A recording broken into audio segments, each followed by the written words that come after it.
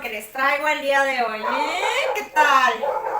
Son unos ricos y deliciosos chiles rellenos.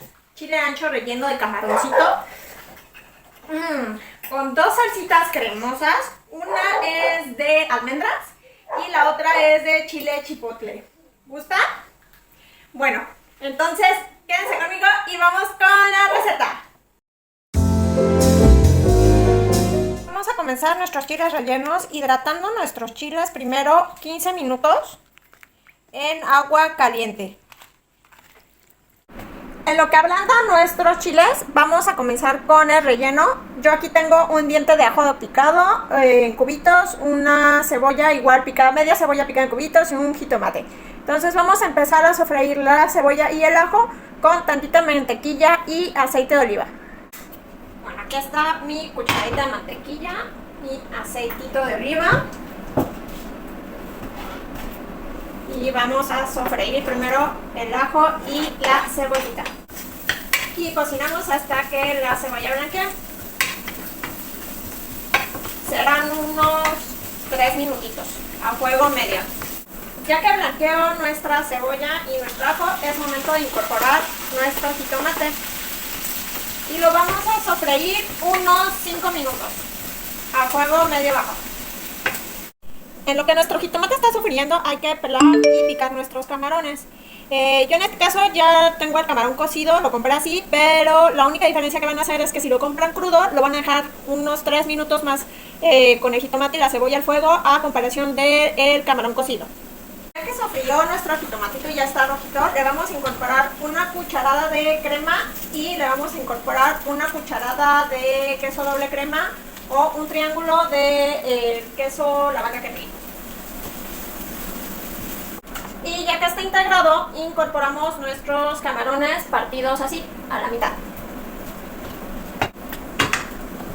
Ponemos un poco de pimienta, al gusto, un poco de sal, igual esto es al gusto, y opcional, para los que quieran le pueden poner media cucharadita de paprika o de pimentón dulce. Revolvemos bien. Tapamos y vamos a dejar, los que compraron el camarón cocido, solamente 3 minutos. Los que compraron el camarón crudo, de 6 a 7 minutos en el fuego. Bueno, y ya que pasaron los 15 minutos de que nuestros chiles estuvieron hidratándose, es momento de abrirlos. Solamente los vamos a abrir de un lado de la orilla hacia abajo y los vamos a llevar a lavar para quitarle las semillitas. Así deben de quedar. Por eso es importante hacerlos ya hidratados, porque si ustedes hacen esto cuando están secos se les van a romper y después no los van a poder rellenar. Ya que tenemos nuestros chiles así lavados y desvenados, ahora los vamos a hervir 5 minutos con una cucharada de azúcar moscabado, o si ustedes consiguen piloncillo, con una cucharada de piloncillo o panela como le llaman en otros países, y media cucharadita de sal en grano. Revolvemos y llevamos a hervor por 5 minutos. Vamos a continuar haciendo nuestras dos salsas base. Entonces yo en mi licuadora puse 2 cucharadas de crema, media taza de leche de almendras, puede ser también leche de vaca, no hay ningún problema, no es que la de almendra le va a dar un sabor más rico.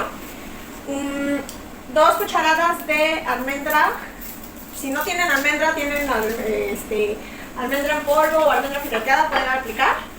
1 cucharada de queso doble crema, o puede ser el de la vaca que ríe, un triangulito también. Un poco de sal, ahora sí que ya saben, la sal y la pimienta siempre al gusto. Un poco de pimienta y listo, vamos a moler hasta que integre todo.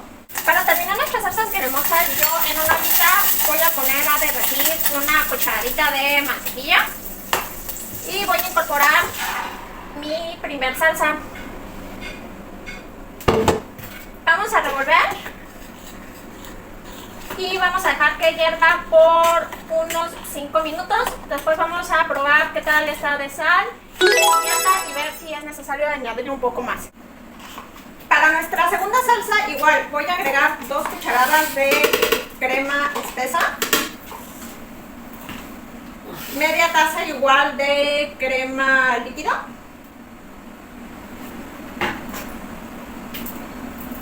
el queso y un chilito chipotle, sal, la cantidad que ustedes deseen, ya igual, ya saben, poquita pimienta y listo.